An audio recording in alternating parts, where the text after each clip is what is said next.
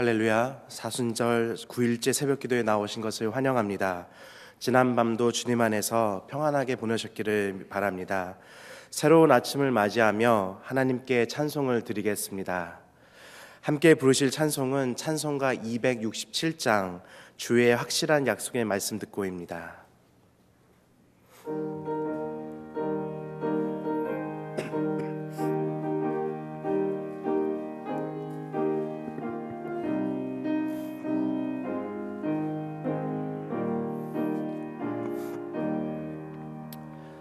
주의 확실한 약속의 말씀 듣고 주만 믿으면 구원을 얻으리라.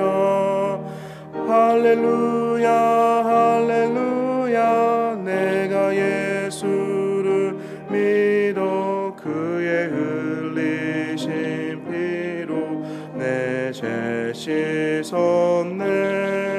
할렐루야 할렐루야, 내가 예수를 믿어 그의 흘리신 피로 내 죄 씻었네. 나의 갈 길이 험하고 위험하나 항상 예수의 도우심 믿고 가나.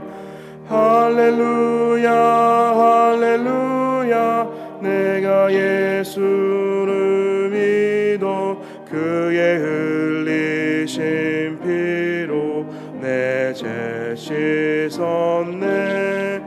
할렐루야 할렐루야, 내가 예수를 믿어 그의 흘리신 피로 내 죄 씻었네. 주의 보좌에 천사들 둘러서서 우리 구주를 높이어 찬양하네. 할렐루야 할렐루야, 내가 예수를 믿어 그의 흘리신 피로 내 죄 씻었네. 할렐루야 할렐루야, 내가 예수를 믿어 그의 흘리신 피로 내 죄 씻었네. 예언자들과 왕들도 반열대로 황금길 따라 나와 찬송하네. 할렐루야 할렐루야, 내가 예수를 믿어 그의 흘리신 피로 내 죄 씻었네.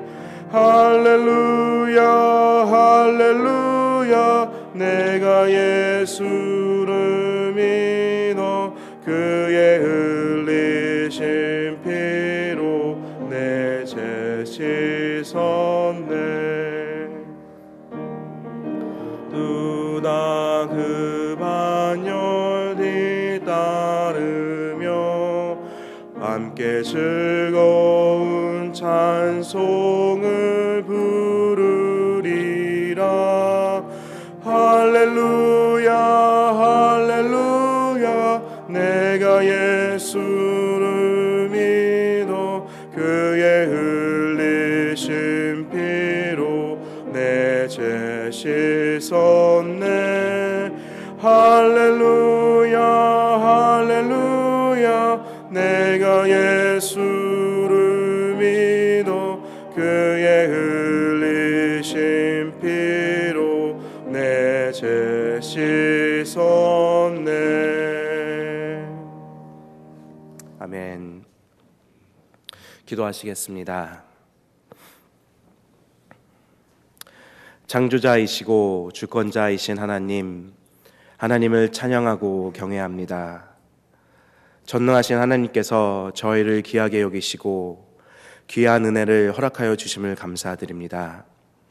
하지만 저희들 하루하루 살아갈 때에 이 점을 잊고 살 때가 많습니다. 주님께서 주권자 되심을 잊고 저희들 마음대로 저희들이 원하는 대로 살아갈 때가 많습니다. 약한 저희들을 불쌍히 여기시고 용서하여 주옵소서. 그리고 오늘 하루 살아갈 때에 주님께서 주권자 되심을 기억하며 살아가기 원합니다. 그래서 어떠한 상황에 처하더라도 저희와 함께 하시는 주님을 의지할 수 있길 원합니다. 또한 주님의 말씀을 붙잡고 살아가기 원합니다. 담임 목사님을 통해서 나누어 주실 귀한 주님의 말씀을 기대합니다. 사순절 기간 동안 매일 말씀을 선포하시는 담임 목사님의 영육간의 건강을 지켜주시고 목사님께서 선포하시는 생명의 말씀을 통해서 저희를 포함한 많은 이들이 주님의 은혜를 경험하기 원합니다. 이 자리로 인도해 주시고 함께하여 주심을 감사드리며 이 모든 말씀 예수 그리스도의 이름으로 기도드렸습니다. 아멘. 오늘 함께 봉독하실 말씀은 마태복음 22장 23절부터 33절 말씀입니다. 다 같이 한 목소리로 천천히 봉독하도록 하겠습니다. 같은 날 사두개파 사람들이 예수께 와서 부활이 없다고 주장하면서 예수께 말하였다. 선생님, 모세가 말하기를 어떤 사람이 자식이 없어 죽으면 그 동생이 형수에게 장가들어서 그 후사를 세워주어야 한다 하였습니다. 그런데 우리 이웃에 7 형제가 있었습니다.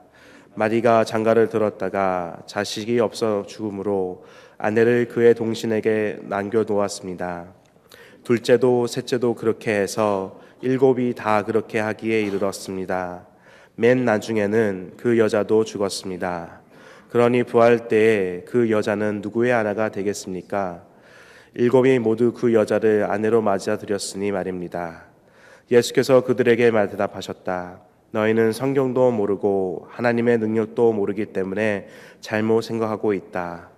부활 때에는 사람들은 장가도 가지 않고 시집도 가지 않고 하늘에 있는 천사들과 같다. 죽은 사람들의 부활을 두고 말하면서 너희는 아직도 하나님께서 너에게 하신 말씀을 읽어보지 못하였느냐? 하나님께서는 나는 아브라함의 하나님이요 이삭의 하나님이요 야곱의 하나님이요 하고 말씀하셨다. 하나님은 죽은 사람의 하나님이 아니라 살아있는 사람의 하나님이시다. 우리는 이 말씀을 듣고 예수의 가르침에 놀랐다. 아멘. 다시 한번 눈으로 읽으시며 묵상하시겠습니다.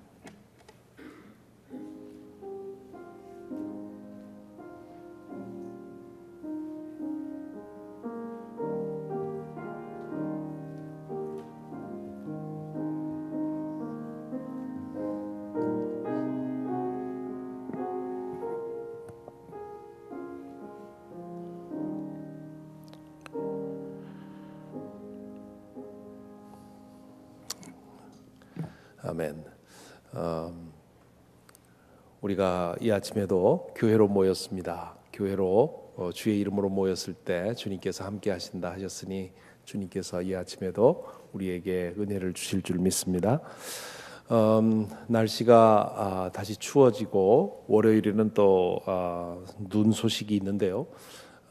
그렇게 눈이 많이 오지는 않겠지만 눈이 만일에 많이 오게 되면 기준은 페어팩스 카운티 스쿨보드에서 클로즈하면 새벽기도도 클로즈하는 것으로 그렇게 정했습니다마는 상황을 보시고요.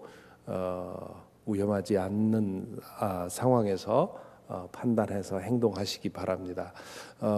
눈 때문에 그 새벽기도를 안 모이더라도 이 말씀 방송은 인터넷을 통해서 계속 내보낼 테니까 그렇게 하시고 큰 문제가 없는 한은 아마 계속 모일 수 있을 거라고 생각이 됩니다. 그때 판단하시기 바랍니다. 예루살렘에 입성한 다음 날의 이야기가 여전히 지금 진행이 되고 있습니다. 오늘의 시간으로 하자면 돌아가신 그 주간의 월요일에 성전에서 예수님께서 나눈 이야기들이 진속이 되고 있지요. 대제사장과 장로들, 즉 바리새파 율법학자들이 이제 여러 가지 그 논쟁을 하다가 떠나가게 되고요. 그리고 이제는 사두개파 사람들이 예수님에게 다가옵니다. 당시 유대교 안에는 두 개의 파가 있었습니다. 바리새파는 평신도 갱신 운동이라 할 수 있습니다. 율법을 철저히 지킴으로써 이스라엘 선민의 부흥을 이루겠다, 그런 열심을 가진 신앙 운동이 바리새 운동이었습니다. 반면에 사두개파는 제사장들의 조직이었습니다. 이 두 파 외에도 로마로부터의 폭력 혁명을 꾀하던 열심당이 있었고요.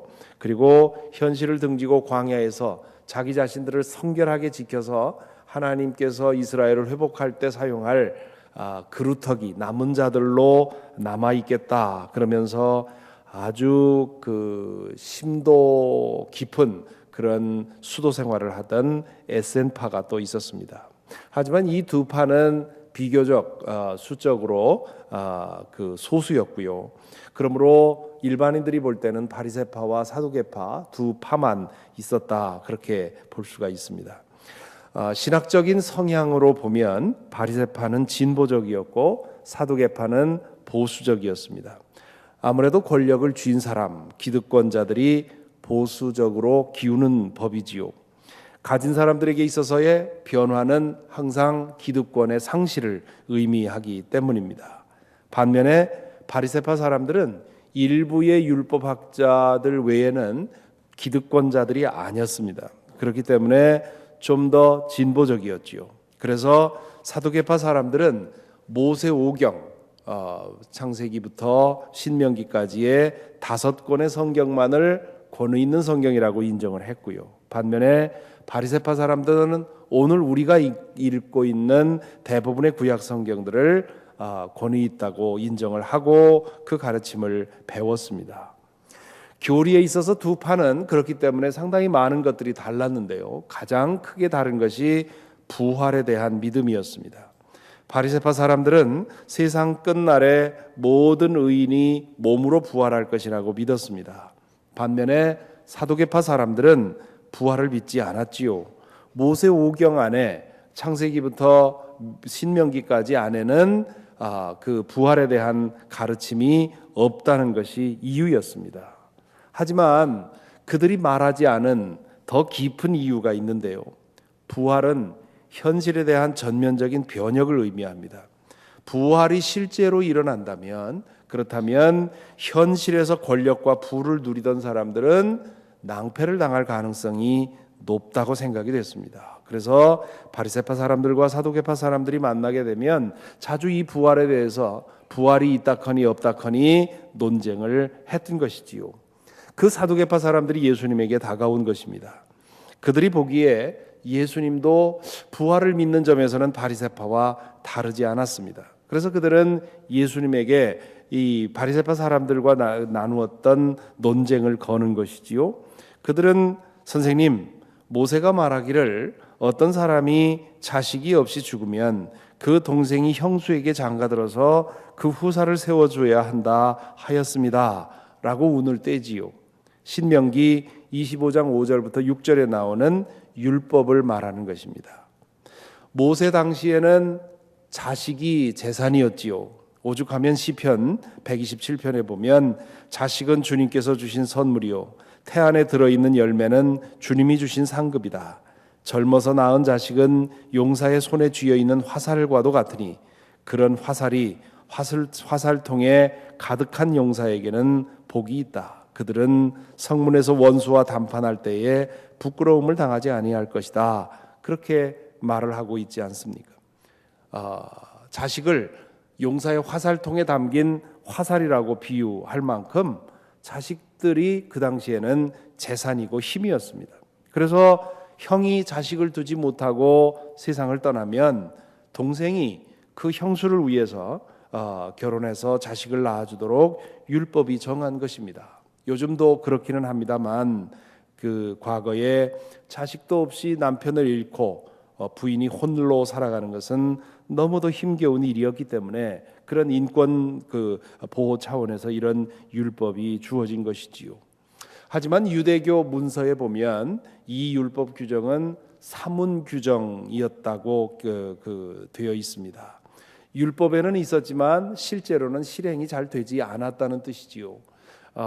아마도 여성들이 제가하기를 더 원했기 때문일 것이고 남성들이 자기보다 나이 많은 형수와 결혼하기를 거부했기 때문일 수도 있었을 것입니다. 아마 아주 예외적인 그 경우 아니고는 이건 그냥 율법으로 남아있던 그런 정신으로 그렇게 되어 있었습니다. 사두개파 사람들은 이 율법을 지키지도 않으면서 그 율법을 가지고 극단적인 상황을 가정을 합니다. 어느 집에 7 형제가 있었는데 맏아들이 결혼해서 자식을 낳지 못하고 세상을 떠납니다. 그래서 둘째가 형수에게 장가들었는데 둘째도 아이를 낳지 못했다는 거지요. 그렇게 해서 7 형제가 모두 이 형수와 결혼을 했는데 다 자식을 낳지 못하고 그리고 그 여성도 죽었다는 겁니다. 회의를 하다 보면 이런 식의 발언을 하는 사람들이 가끔 있습니다.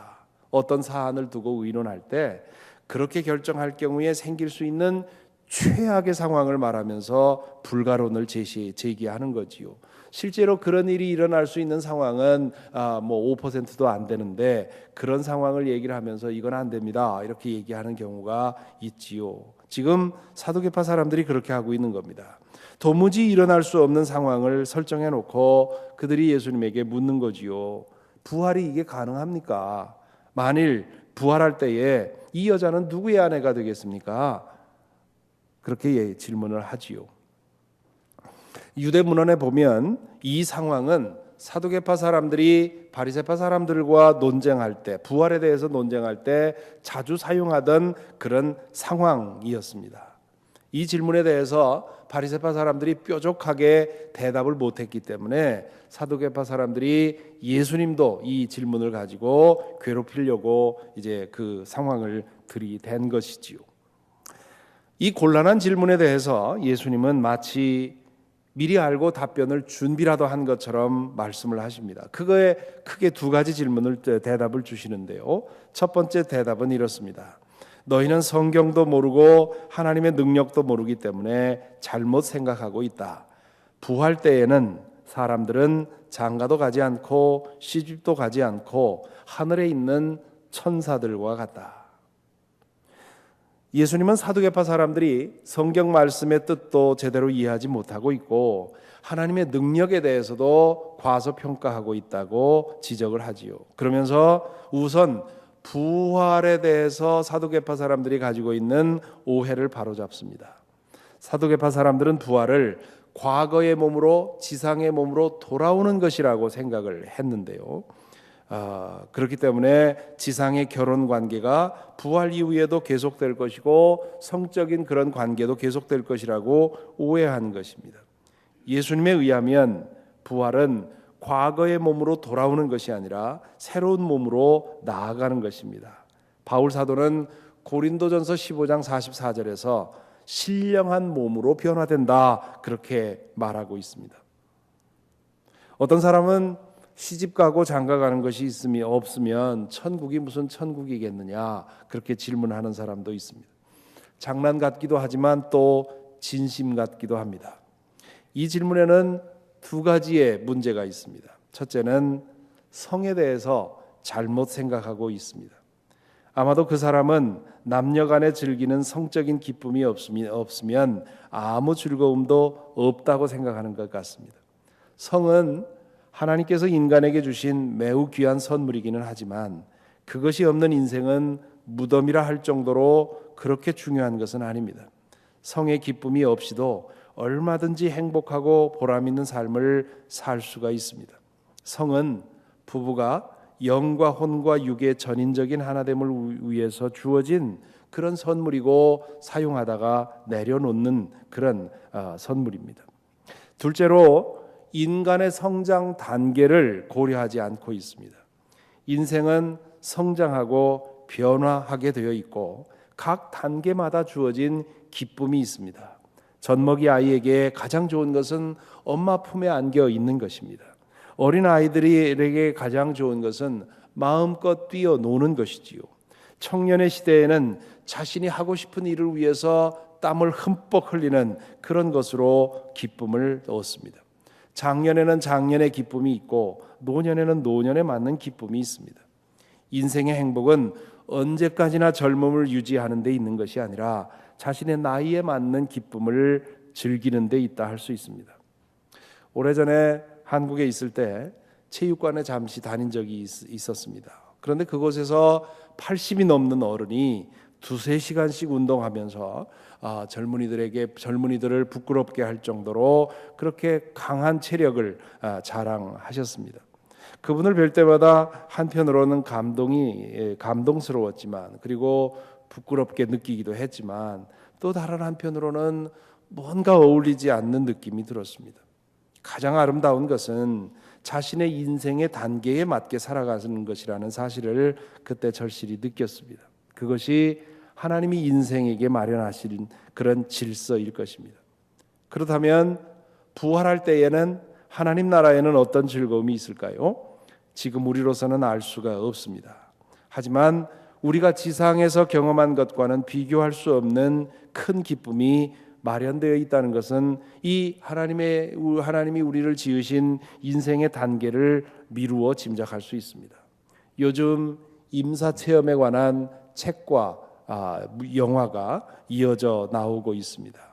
죽음의 경계선에 넘어갔다가 돌아온 사람들의 경험을 들어보면 빨리 그곳으로 돌아가고 싶을 만큼 황홀한 기쁨이 있었다고 증언합니다. 천국 혹은 부활의 세계는 우리가 알지 못하는 신세계인 것이지요. 예수님은 이어서 사두개파 사람들의 성경 해석을 문제 삼으십니다. 그들은 모세 5경 안에 부활에 대한 믿음이 없다는 이유로 부활을 부정하고 있습니다. 거기에 대해서 예수님은 모세 5경 안에도 부활에 대한 암시가 있다고 말씀하시지요. 그러면서 이렇게 말하지요. 죽은 사람들의 부활을 두고 말하면서 너희는 아직도 하나님께서 너희에게 하신 말씀을 읽어보지 못하였느냐. 하나님께서는 나는 아브라함의 하나님이요 이삭의 하나님이요 야곱의 하나님이다 하고 말씀하셨다. 하나님은 죽은 사람의 하나님이 아니라 살아있는 사람의 하나님이시다. 예수님은 출애굽기 3장 6절의 말씀을 인용하십니다. 하나님이 모세에게 당신 자신을 계시하셨을 때 나는 아브라함의 하나님이었고 이삭의 하나님이었고 야곱의 하나님이었다. 그렇게 말씀하지 않았음을 주목하라는 것입니다. 우연히 그렇게 하신 것이 아니라 의도적으로 그렇게 하신 것이라는 뜻이지요. 모세 시대로 따지면 아브라함과 이삭과 요셉은 이미 수백 년 전에 죽은 사람들입니다. 그런데 그들은 지금도 하나님 안에 살고 있다는 것이지요. 그래서 이었다라고 과거형으로 사용한 것이 아니라 이다라는 현재형을 사용한 것이라는 뜻입니다. 그러면서 예수님은 결론으로 하나님은 죽은 사람의 하나님이 아니라 살아있는 사람의 하나님이시다라고 말씀을 하십니다. 이 말씀을 뒤집으면 하나님 안에 있는 사람은 죽었어도 살아있는 것이고 살아있는 사람은 영원히 죽는 것이 아니다. 그런 뜻이지요. 어디서 많이 들어본 말씀 아닙니까? 요한복음 11장 25절 26절에 예수께서 마르다에게 하신 말씀입니다. 오늘의 말씀에 우리 자신을 비추어 봅니다. 여러분은 부활에 대해서, 천국에 대해서, 영생에 대해서 어떻게 믿으십니까? 하나님 나라에 대한 어떤 믿음을 가지고 있습니까? 혹시 사두개파 사람들처럼 이 땅의 것이 전부인 것처럼 살아가고 있는 것은 아닙니까? 하나님을 믿는다고 하면서도 영생에 대해 혹은 하나님 나라에 대해 믿지 않는다면 그 사람이 믿는 대상에게 신이라는 이름을 붙이기는 어렵습니다.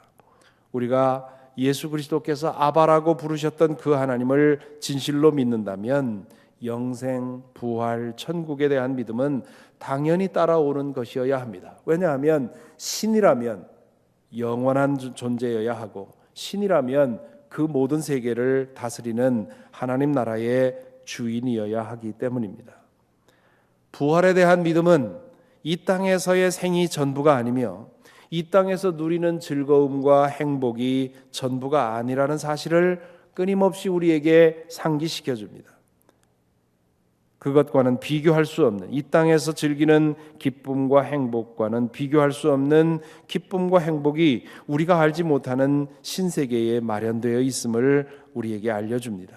그러므로 이 땅에 사는 동안 우리에게 주어지는 것들이 일시적이고 한계적이라는 사실을 잊지 않습니다. 그것이 우리의 인생의 목표가 될 수가 없습니다. 우리는 인생에 주어진 것들을 인생의 단계에 따라서 그것을 누리고 그리고 때가 되면 내려놓는 것입니다. 그리고는 우리는 하나님의 영원한 나라, 그 나라를 향해서 나아가는 것입니다. 그렇게 산다면 우리는 우리가 가진 것을 지키기 위해서 발버둥 치지 않고, 우리가 한동안 즐기던 것을 내려놔야 할 때 그것에 대해서 슬퍼하지 않고, 하나님께서 더 좋은 것을 준비해 주셨다는 사실을 믿고 우리의 손과 우리의 마음을 열게 될 것입니다. 그것이 부활을 믿는 사람, 영원한 사람이 살아가는 삶의 태도입니다. 오늘도 하나님께서 오늘 우리에게 주신 그런 기쁨과 행복과 즐거움을 누려가면서, 그러나 그것이 전부가 아니라 언젠가는 이 모든 것을 놓고 그것보다 더 큰 것을, 더 큰 기쁨을 주님께서 주시리라고 하는 믿음을 가지고 우리의 눈은 저 멀리 하늘나라를 바라보면서 매일매일 우리에게 주어진 삶을 오늘 하루도 충만하게 살아가는 저와 여러분이 되기를 바랍니다. 찬송가 436장 함께 부르겠습니다. 436장입니다.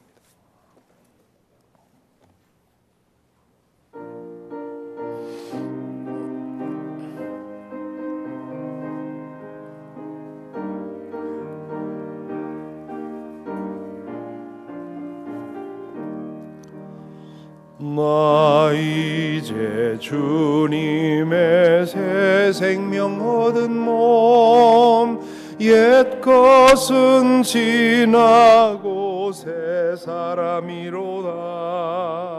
그 생명 내 맘에 강같이 흐르고 그 사랑 내게서 해같이 빛난다. 영생을 맛보며 주 안에 살리라. 오늘 또 내일 주 안에 감추인 새 생명 얻으니 이전에 좋던 것 이제는 값없다. 하늘의 은혜와 평화를 맛보니 찬송과 기도로 주 함께 살리라. 영생을 누리며 주 안에 살리라. 오늘 또 내일 또 주 함께 살리라. 산천도 초목도 새 것이 되었고 죄인도 원수도 친구로 변한다. 새 생명 얻은 자 영생을 누리니 주님을 모신 맘 새 하늘 이로다. 영생을 말이며 주 안에 살리라. 오늘 또 내일 또 주 함께 살리라. 주 따라가는 길 험하고 멀어도 찬송을 부르며 뒤따라가리라. 나 주를 모시고 영원히 살리라. 날마다 섬기며 주 함께 살리라. 영생을 누리며 주 안에 살리라. 오늘도 내일도 주 함께 살리라. 기도하겠습니다. 먼저 오늘의 말씀을 묵상하면서 우리 자신을 위해서 기도하는 시간 갖겠습니다. 여러분은 하나님을 어떻게 믿으십니까? 하나님의 나라를 어떻게 믿고 계십니까? 부활과 천국과 영생을 여러분은 얼마나 믿고 계십니까? 얼마나 사모하고 계십니까? 천국과 부활과 영생을 믿는다는 말은 이 땅에서 우리에게 주어진 것들, 그런 것들에 대해서 집착하지 않고 우리에게 주어져 있는 동안 주님의 뜻을 따라 누리다가 내려놓는 것을 말합니다. 그리고 이 땅의 그 어느 것도 우리 인생의 궁극적인 목표는 될 수 없다는 사실을 깨닫고 하나님 나라를 보고 살아가는 것을 말합니다. 이 땅에서 우리가 무엇을 누리다가 놓아야 할 때가 되면 슬퍼하고 절망하고 낙심하는 것이 아니라 더 나은 것을 바라보고 기쁘게 내려놓는 것을 말합니다.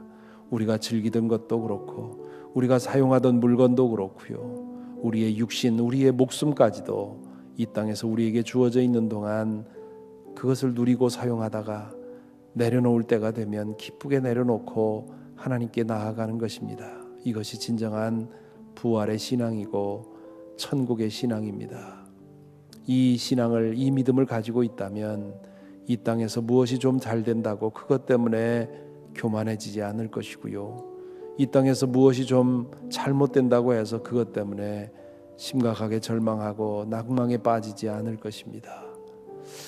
이 시간 우리가 함께 기도할 때 우리 자신의 믿음을 위해서 기도하십시다. 주님, 이 믿음 주옵소서.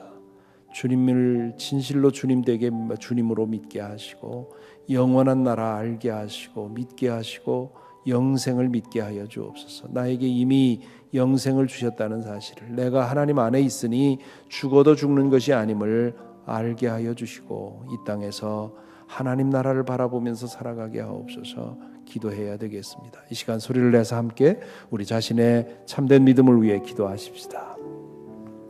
아버지 하나님 감사합니다. 이 시간 주께서 우리의 마음의 눈을 열게 해주셔서 하나님의 영원한 나라 보게 하여 주시고 하나님의 영원한 생명 알게 하여 주시옵시고 우리에게 주신 것이 어떤 것인가를 알게 하여 주시오니 감사를 드립니다. 주님이여 진실로 이 믿음 갖게 하여 주옵소서. 하나님을 하나님 되게 주님 저희가 믿게 하여 주시옵시고 하나님 다스리시는 영원한 하나님 나라 그 영원한 하나님의 천국을 진실로 믿게 하여 주시고 믿을 뿐만 아니라 사모할 수 있도록 인도하여 주시옵소서. 주님께서 인생의 단계마다 그때에 맞는 즐거움과 행복을 담아 두셨습니다. 아버지 하나님 저희로 하여금 그 단계에 따라 순응하며 살아가는 삶의 비결을 배울 수 있도록 인도하여 주시옵소서.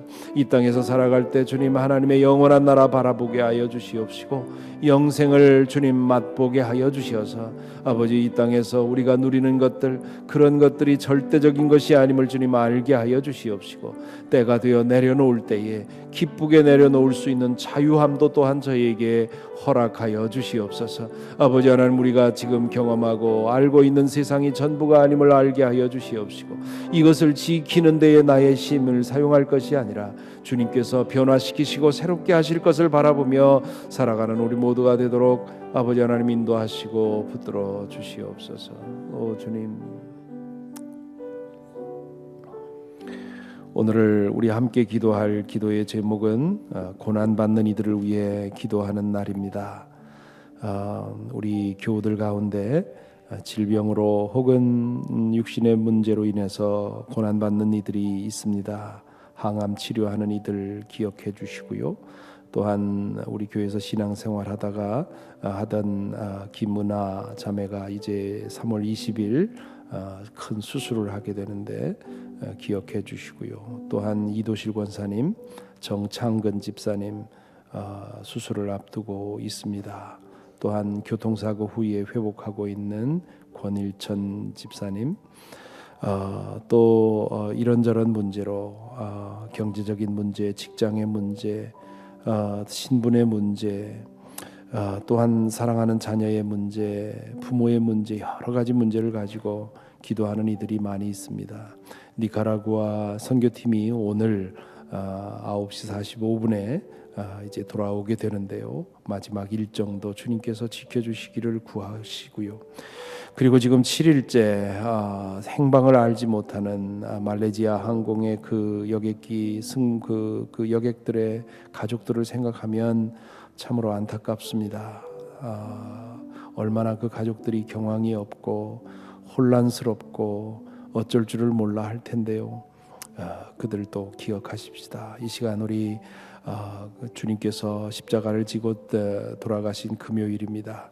고난의 날, 고난받는 이들을 위해 함께 중보의 기도를 올리십시다. 기도하겠습니다. 아버지 하나님 감사합니다. 오늘 저희를 붙들어 주셔서 함께 고난받는 이들을 기억하게 하십니다. 아버지 하나님, 육신상의 질병으로 인해서 어려움을 당하며 치료하는 이들을 기억합니다. 이병영 집사님을 기억합니다. 이도실 권사님을 기억합니다. 정창근 집사님을 기억합니다. 아버지 하나님이여, 저들을 붙들어 주시옵시고, 오 주님, 저들의 하루하루의 삶을 주님께서 인도하시고 이끌어 주시옵소서. 아버지 하나님, 당신의 종 황 목사님을 위해 기도합니다. 또한 김은아 자매를 위해 기도합니다. 아버지 하나님, 남겨져 있는 그들의 치료와 모든 일들을 주님께서 인도하시고 붙들어 주시옵소서. 오 주님, 우리가 알지 못하지만 그러나 여러 가지 어려움 중에서 주님께 기도하는 이들이 있습니다. 신분의 문제, 경제적인 문제, 직장의 문제로, 자녀들의 문제로, 부모의 문제로, 아버지 하나님 관계의 문제로 힘들어하며 고통 중에서 아버지 하나님을 향해 손을 뻗치고 주님의 도움을 구하는 이들이 있습니다. 간절히 구하는 그들의 기도를 주님께서 들어주시옵시고, 고난 중에 함께 하시는 주님을 바라볼 수 있도록 인도하여 주시옵시고, 고난 중에 이끌어 주시는 주님의 신비한 손길도 또한 경험할 수 있도록 인도하여 주옵소서. 아버지 하나님, 말레이시아 항공의 그 실종으로 인해서 아버지 하나님, 참으로 잠을 이루지 못하는 많은 유가족들을 기억합니다. 또한 여러 가지 문제로 인해서 주님 밤잠을 자지 못하고 고통을 받고 있는 많은 이들을 기억합니다.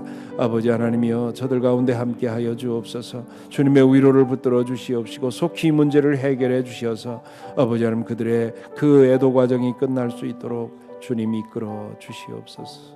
오 주님,